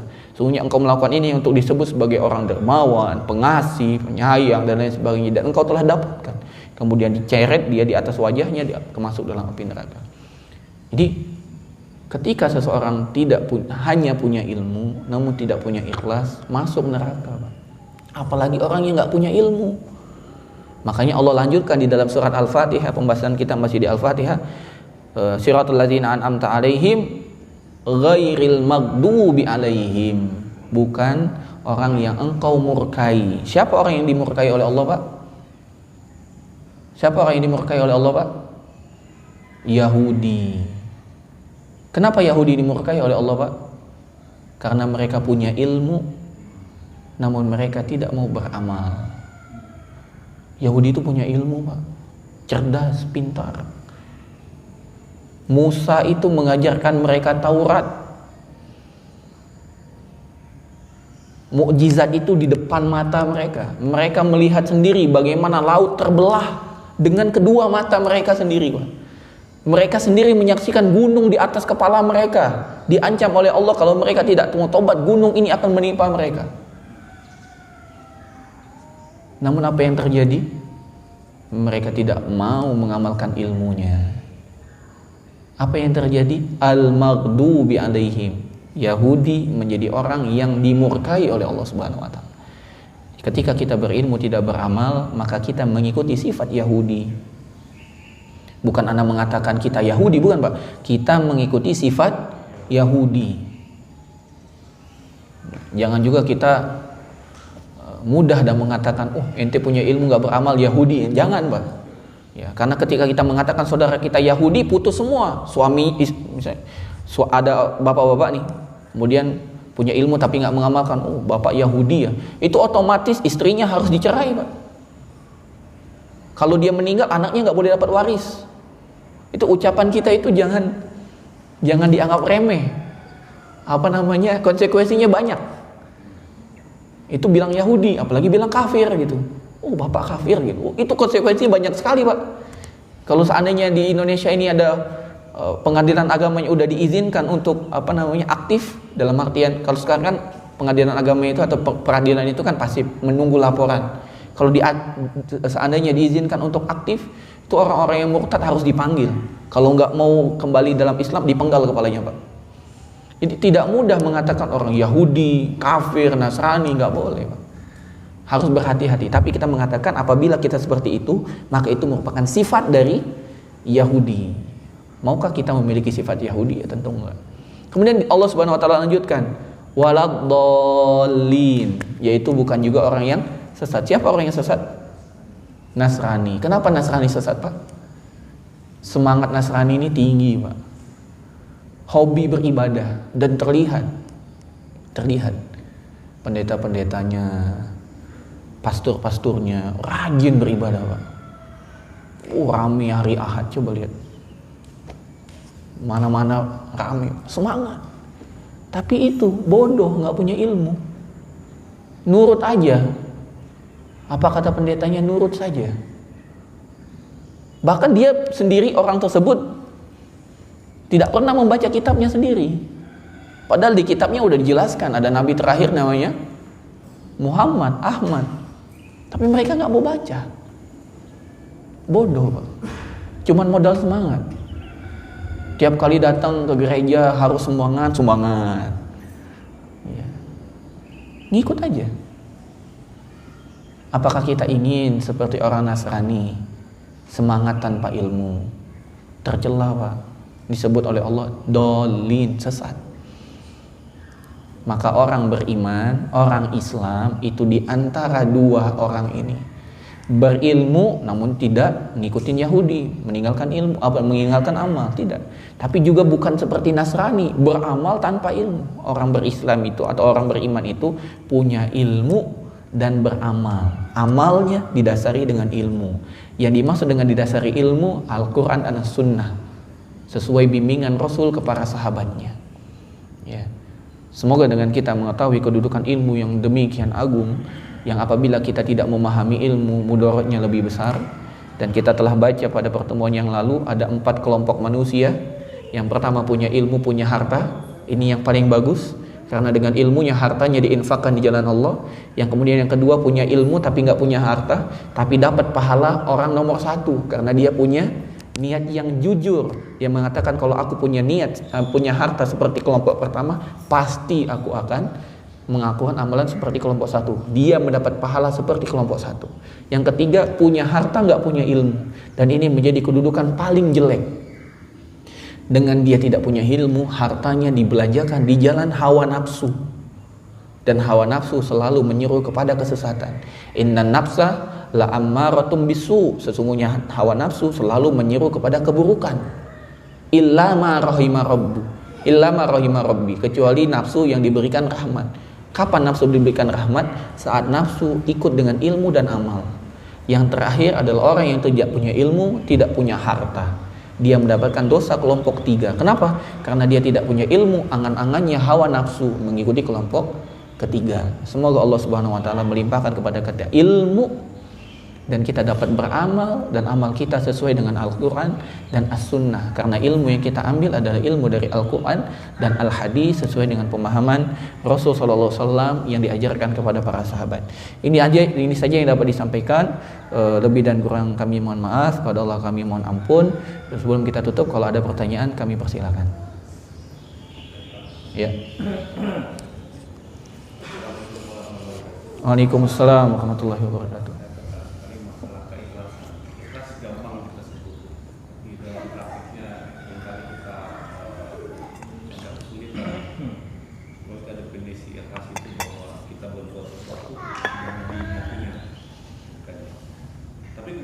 Keseharian kita apabila terjadi sesuatu kayak musibah atau katakan beginilah, kita minjemin duit orang terus gak dibayar-bayar, jadi gue ikhlasin aja, apa itu termasuk dalam kategori ikhlas atau bagaimana? Terkadang ya atau kita kehilangan uang terus kita mengingat-ingat udah ikhlasin aja, kadang-kadang begitu di keseharian kita. Apa itu termasuk juga ikhlas? Apa hanya sekedar untuk menghibur diri aja gitu? Iya. Masya Allah, jazakallah khair. Pada Pak siapa, Pak? Pak Mahmud. Iya, Masya Allah, barakallahu fiik. Jadi memang ikhlas ini adalah kalimat atau kata yang bergabung di antaranya dua bahasa, Pak. Nah, memang ini jadi permasalahan di sebagian kaum muslimin. Seperti halnya hijab atau jilbab. Jilbab itu di Indonesia ada padanan kata sendiri, di Arab juga ada padanan kata sendiri. Begitu juga ikhlas. Ikhlas ada padanan kata sendiri di Indonesia, ada padanan kata sendiri di Arab. Jadi ketika kita bicara ikhlas dalam bahasa Indonesia, ya rela tadi. Ya gue relain aja lah, saya relain saja. Ada yang berhutang, kemudian gak bayar-bayar, daripada pusing sendiri, udah ikhlasin. Artinya relakan saja. Itu. Kemudian apalagi Pak tadi Pak? Kehilangan uang, gitu ya.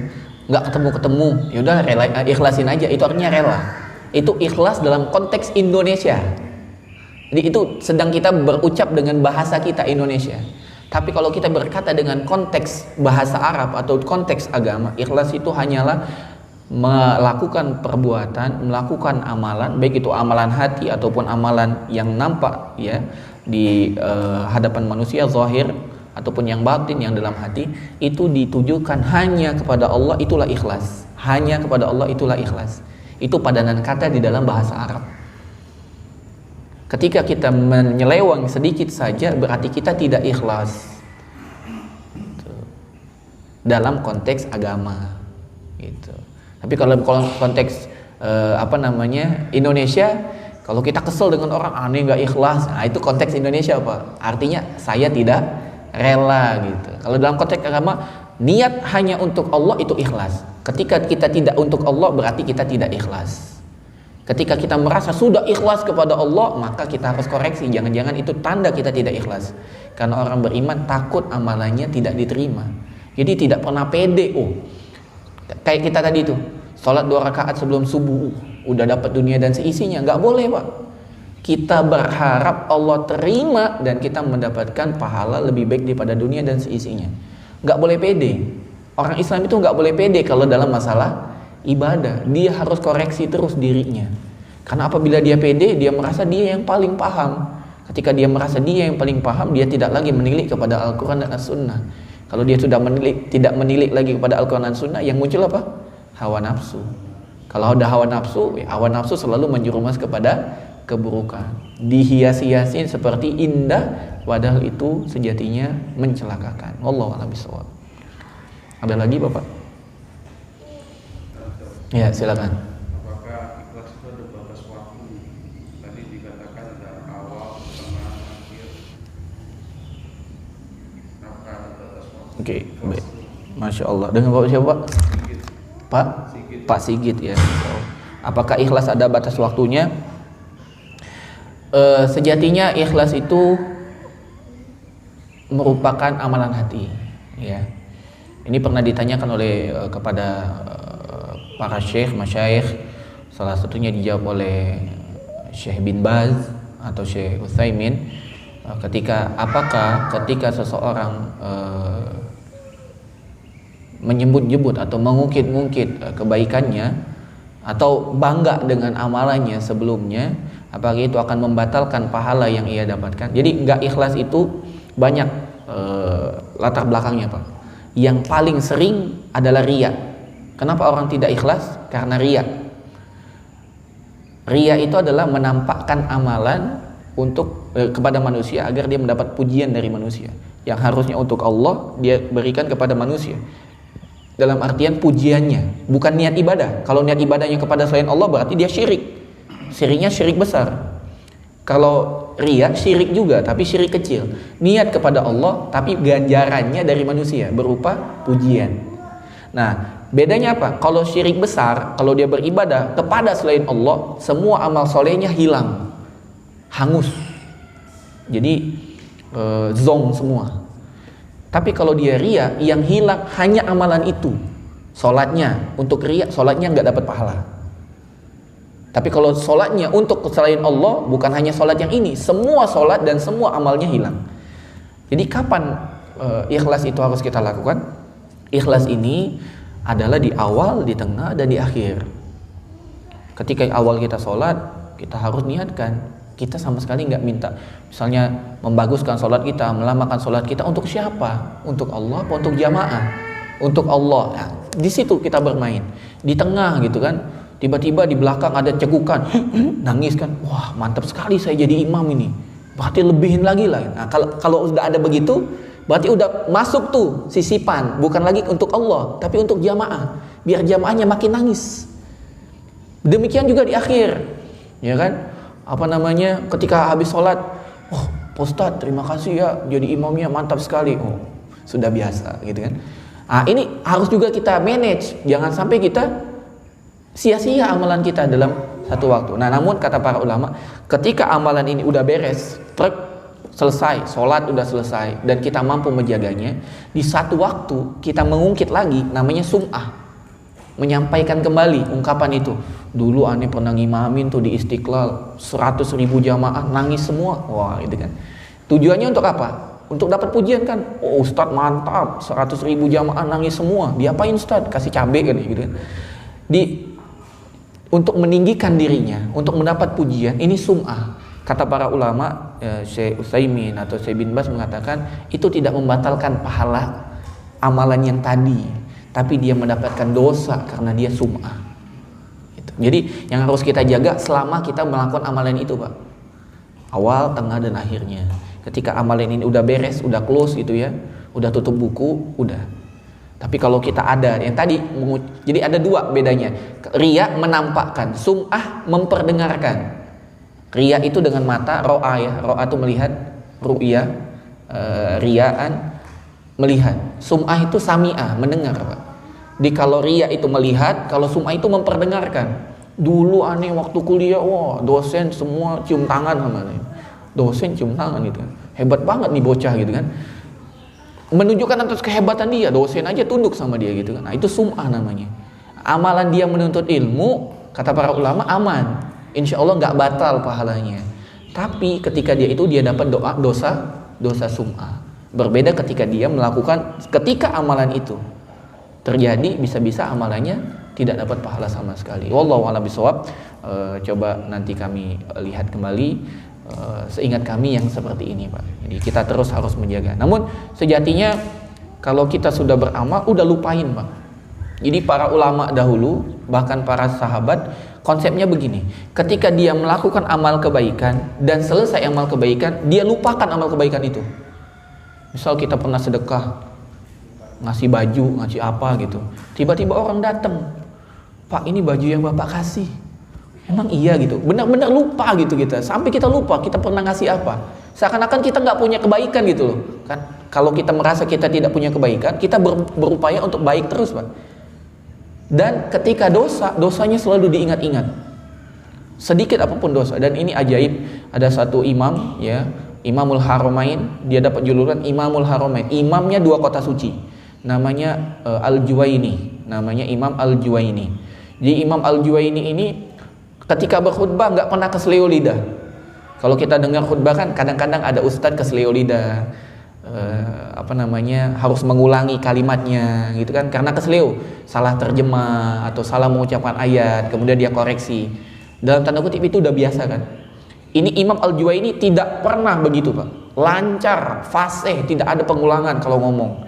Saking hebatnya ustadz, saking hebatnya imam ini. Satu waktu dia keseleo, lidahnya keseleo. Jamaah tiba-tiba kaget, baru kali ini nih sang imam bisa keseleo. Setelah itu murid-muridnya datang. Wahai imam, ada apa? Anda kurang sehat atau apa? Kok keseleo lidah? Kemudian imam mengatakan, aku yakin, aku pastikan, aku tadi seperti itu karena sebab dosa yang pernah aku lakukan. Aku telah pikir-pikir apa dosa yang menyebabkan aku seperti itu. Jadi dipikir-pikir sama beliau. Dan aku temui bahwasanya aku waktu kecil pernah minum ASI dari budak milik tetangga, dan aku yakin sebab itu yang menjadikan aku keluh lisannya tadi saat khutbah. Jadi dia sampai tahu, Pak. Ibunya pernah menceritakan kepada dia, nak, kamu dulu pernah minum air susu dari budak milik tetangga kita tanpa izin. Kan ini haram nih, Pak. Diceritakan, dan ibu belum sempat minta halal kepada tetangga kita dahulu. Jadi kisahnya begitu. Sampai dewasa Imam Al-Juwaini tahu tentang dosa itu. Jadinya nggak lupa-lupa, Pak. Kalau kita ini kebalik, kebaikan diingat terus, dosa lupa. Yang mana ya, katanya gitu. Nah, inilah yang harus kita rubah. Kebaikan itu dilupain aja, Pak. Pernah sedekah, pernah nyumbang, pernah apa, lupain aja. Pernah sholat malam, pernah apa, lupain aja. Tapi kalau dosa, aneh pernah ngelukain temen, ngambil hak teman, ngambil tanaman orang, segala macam, itu diingat terus. Agar kita betul-betul merasa diri kita kecil. Nah, kata para ulama sebaliknya, orang-orang munafik itu bangga dengan kebaikan yang sedikit. lupa dengan dosanya. Ya. Jadi orang-orang munafik itu ngelihat dosa besar yang selama ini dia lakukan bagaikan lalat yang terbang di matanya, nggak digubris gitu. Lalat biasa aja. Tapi kalau kaum muslimin menganggap dosa itu bagaikan gajah di pelupuk matanya, Pak. Hal yang tidak pernah bisa hilang. Kalau gajah depan mata kan nggak pernah hilang, Pak. Gitu. Harusnya begitu, agar kita dapat menjaga konsep ikhlas. Walaupun sudah kita lakukan, kita lupa gitu. Pernah mengimami 100.000 jamaah udah lupa gitu. Kapan ya? Kayaknya nggak pernah gitu. Karena betul-betul lupa, bukan pura-pura lupa, karena betul-betul lupa. Wallahu a'lam bishawab. Ada lagi, Pak? Cukup ya? Silakan, Pak. Kita berharap mengenai ilmu ini ya. Setelah kita mengetahui ilmu, kita berharap kan kita dapat kita amalkan. Iya. Kadang-kadang kita agak sulit ya saya. Maksudnya kalau kita kembali kan ada 4 golongan tadi ya. Iya. An-Nabi wasidiki wasyuhada wassalihin, dan terpenuhinya ketika kita ikhlas dalam beribadahnya atau dan ittiba sesuai dengan sunnah Nabi. Nah, itulah dikembalikan kepada sesuai dengan Al-Quran dan Sunnah. Karena kita harusnya maksudnya apakah yang kita lakukan sudah sesuai dengan Sunnah? Kadang-kadang sudah kita merasa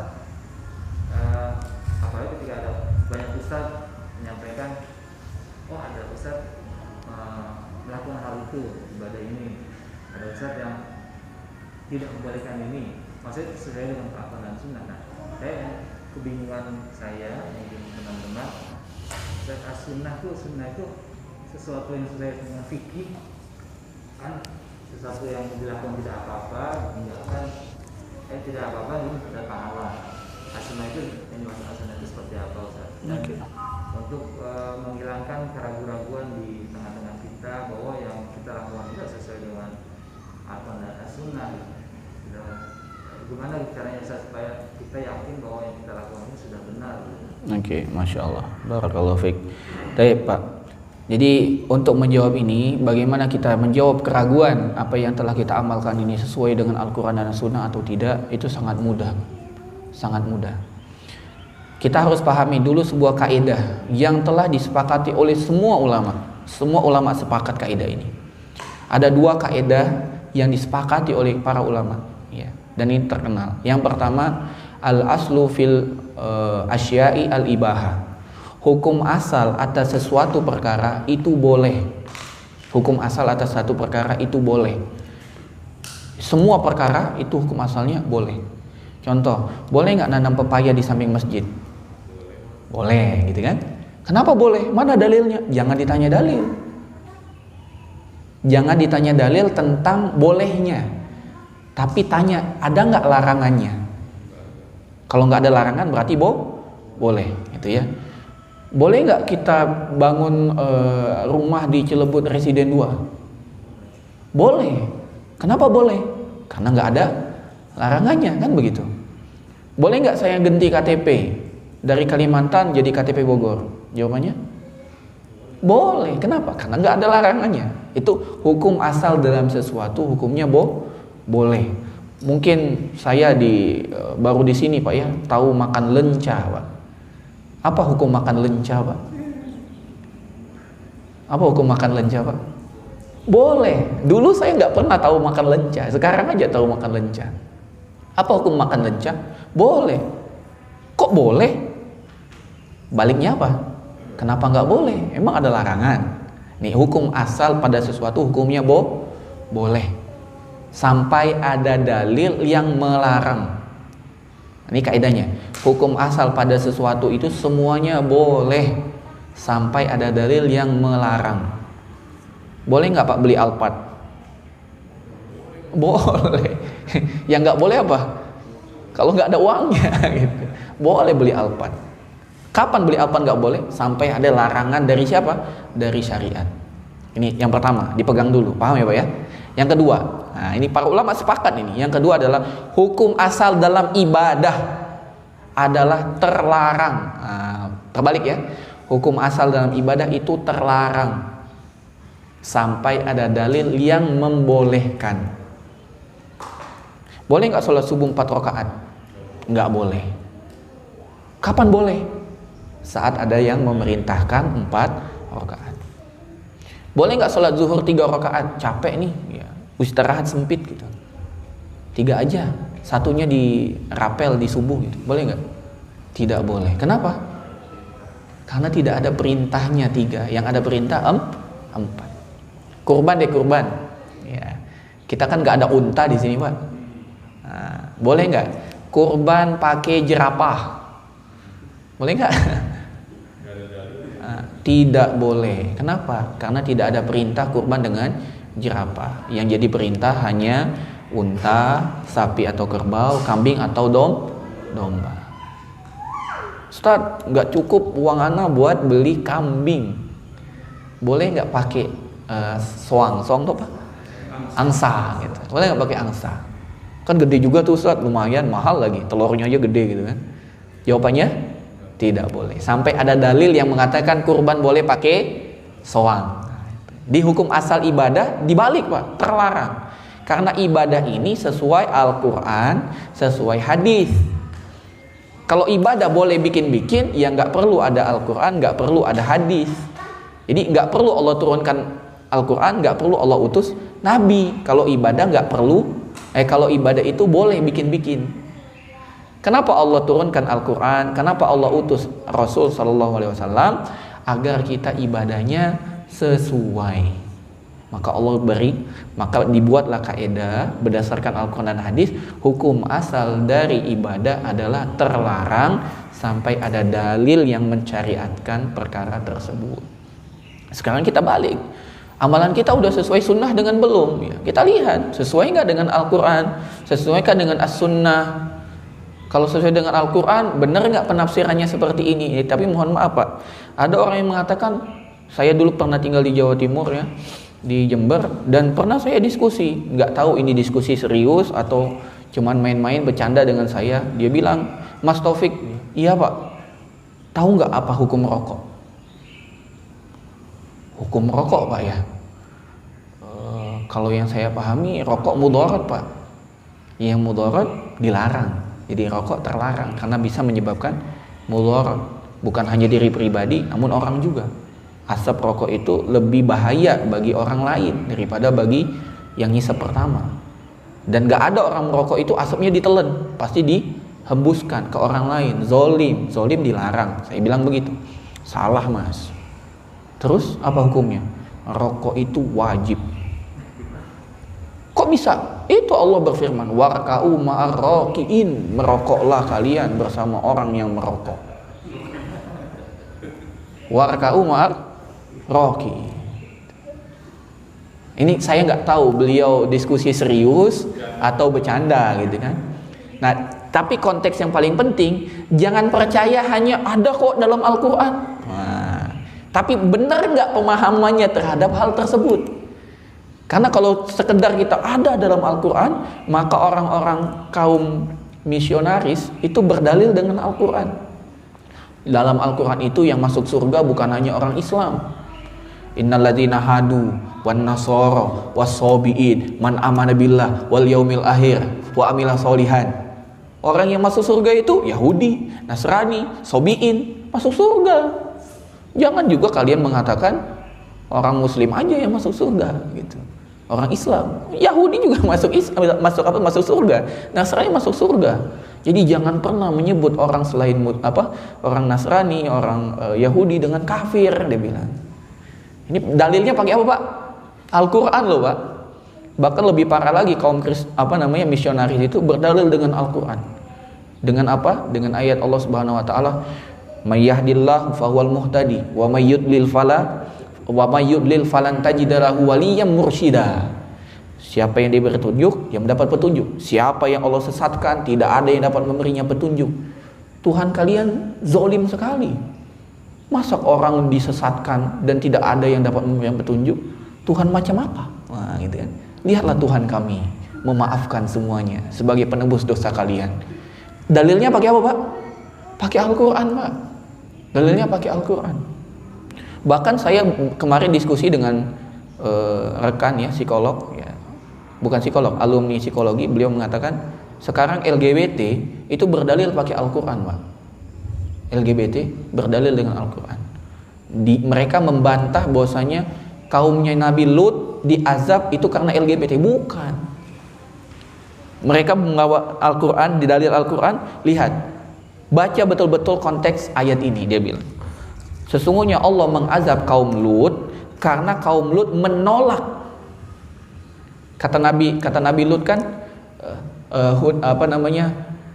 ya qaumi hazihi banati hunna atharu lakum. Ini anak-anakku, nikahi.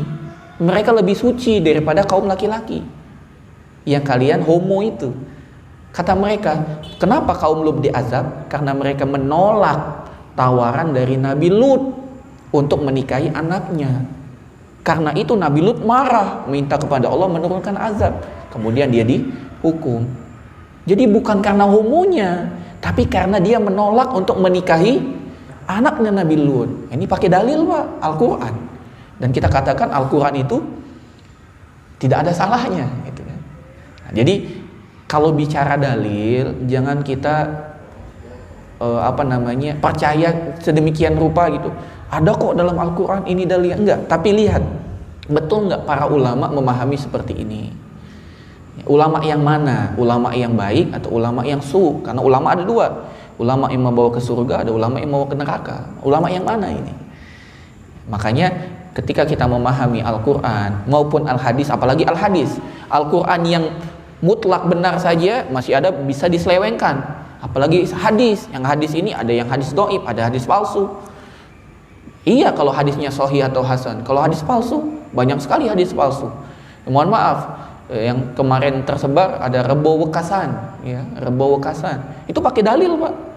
Dari namanya aja bukan, kayaknya nggak ada hadis Rebo Wekasan itu nggak ada gitu. Dari namanya aja nggak ada, tapi dipakai dalilnya tuh. Jika telah datang ya hari Rabu terakhir bulan Safar, maka gitu-gitu. Bertepatan hari Rabu gitu. Dibikin-bikin.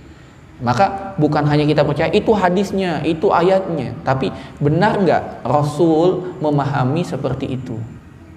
Satu kisah yang ini mungkin membuktikan bahwasanya kita harus mengoreksi amal kita dengan standar Al-Quran dan hadis sesuai dengan pemahaman Rasul kepada para sahabat. Satu kisah, Allah Subhanahu wa taala berfirman, "Walladzina amanu wa lam yalbisu imanahum bizulmin ulaika lahumul amnu wa hum muhtadun." Ketika Allah menurunkan firman-Nya kepada Nabi SAW, walladzina amanu, dan orang-orang yang beriman, walam yalbisu, dan tidak mencampur adukan, imanahum bizulmin, keimanan mereka dengan kezoliman, ulaika lahumul amnu wa hum muhtadun. Mereka itulah yang berhak mendapatkan keamanan, mereka itulah yang berhak mendapatkan petunjuk. Para sahabat menangis, Pak. Ya Rasulullah, kalau begitu tidak ada di antara kami yang mendapatkan keamanan, tidak ada pula di antara kami yang mendapatkan petunjuk. Maka Nabi bertanya, kenapa? Kenapa kalian sampai memberikan kesimpulan seperti itu? Bahwasanya kalian tidak mendapatkan keamanan, tidak mendapatkan petunjuk. Kenapa? Maka mereka mengatakan, siapa dari kami yang tidak pernah berbuat zalim ya Rasulullah? Kita zalim, Pak. Bisa jadi zalim ke orang lain, bisa jadi zalim ke diri sendiri. Bagaimana bentuk zalim kepada diri sendiri, Pak? Maksiat. Bukankah maksiat itu bentuk zalim diri sendiri? Ketika kita maksiat, kita diganjar dengan dosa. Dosa membawa kita ke neraka. Siapa yang diazab? Kita. Berarti ketika kita maksiat, kita sedang menzolimi diri sendiri. Maka para sahabat menangis. Maka Nabi SAW memberikan pemahaman atas ayat ini. Para sahabatku, tidak begitu cara memahaminya. Tidakkah kalian membaca apa yang difirmankan Allah kepada Luqman? Inna syirka la zulmun azim. Sesungguhnya kesyirikan itulah kezoliman yang besar. Maka kata Nabi SAW, yang dimaksud adalah zolim, bukan zolim yang kalian pahami, maksiat, ganggu orang lain, bukan. Tapi zolim yang dimaksud adalah kesyirikan. Orang-orang beriman yang tidak pernah melakukan perbuatan syirik, mereka mendapatkan petunjuk dan mereka mendapatkan keamanan. Baru saat itu para sahabat lega. Jadi ketika kita memahami ayat, nggak bisa serta-merta baca konteks langsung pahami. Kita harus baca dulu tafsirnya gimana, pemahaman Rasul terhadap ayat ini gimana. Makanya Al-Quran dipahami dengan Al-Quran, Al-Quran dipahami dengan hadis. Ada sebagian kelompok sekarang bikin yang aneh-aneh. Sholatnya cuma 3 kali, Pak. 5 waktu 17 rakaat tapi di tiga kali, Pak. Dia berdalil dari Al-Qur'an. Ya, salatlah kalian itu di awal waktu, di siang hari, wa tarafam minal lail, dan di hujung malam. Jadi sholatnya pagi nih jam segini sholat, siang nanti ketika matahari di atas, kemudian sore menjelang maghrib. Subuh, zuhur, zuhur digabung isya kalau nggak salah. Zuhur digabung asar, kemudian sorenya maghrib digabung isya. Cuma 3 kali dia sholat berdasarkan firman Allah. Ya. Tapi apakah begitu pemahaman Rasul? Kan tidak. Subuh ada waktunya, zuhur ada waktunya, asar ada waktunya, maghrib isya ada waktunya.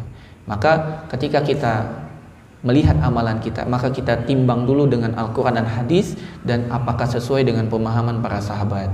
Karena para sahabatlah yang dididik oleh Rasul. Kalau para sahabat melaksanakan tidak seperti itu, maka kita juga tidak melakukan seperti itu. Karena para sahabat itu dibimbing langsung oleh Rasul Shallallahu Alaihi Wasallam. Wallahu a'lam bishawab. Jadi pertanyaan Pak Riza atau Pak Rifa mewajibkan kita untuk terus belajar, Wallahu a'lam bishawab. Ada lagi, Pak? Cukup ya. Ini terakhir ada. Mari kita berdoa, bapak-bapak sekalian ya, kepada Bapak Kasah bin Suma Prawiro rahimahullahu taala. Semoga Allah merahmati beliau. Ya, sesungguhnya masalah doa bapak-bapak sekalian bermanfaat. Ya, doa itu bermanfaat. Imam Syafi'i pernah mengatakan at-tahza'u bid-du'a'i wa tasdarihi wa ma tadri madza sana'ad du'a'u. Kata Imam Syafi'i, apakah engkau meremehkan doa sedangkan engkau tidak tahu apa yang dapat diperbuat oleh doa? Doa senjata orang beriman. Maka kita harus berdoa. Dan disyariatkan, makanya setiap khatib Jumat itu berdoa, Pak. Allahumma ighfir lil muslimin wal muslimat wal mu'minin wal mu'minat al ahya'i minhum wal amwat. Jadi kita berdoa kepada kaum muslimin. Dan memang doa-doa kaum muslimin itu coba baca di dalam Al-Qur'an surat Al-Hasyr, walladzina yaquluna rabbana Rabbana ighfir lana wa li ikhwanina alladzina sabaquna bil iman wala taj'al fi qulubina ghillan lil ladzina amanu rabbana innaka raufur rahim. Kita juga berdoa kepada orang-orang beriman sebelum kita berdoa ya.